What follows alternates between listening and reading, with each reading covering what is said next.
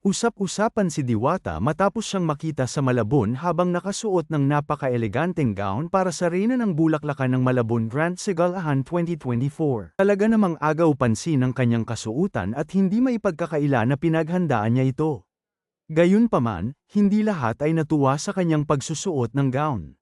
Marami ang nagsasabi na hindi raw bagay kay Diwata ang gown dahil hindi siya mukhang diwata.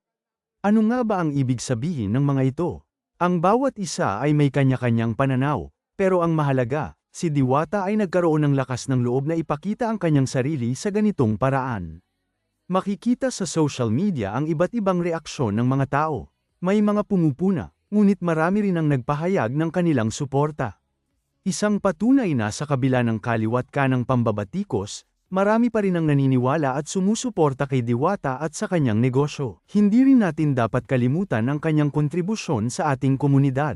Ang Diwata Pares Overload ay isa sa mga pinakasikat na kainan sa lugar natin, at marami ang natutuwa sa kanilang masasarap na pagkain. Sa kabila ng mga isyong kinakaharap niya ngayon, patuloy pa rin ang kanyang serbisyo at pagmamahal sa mga suki. Sa pagtatapos, ano nga ba ang dapat nating tandaan?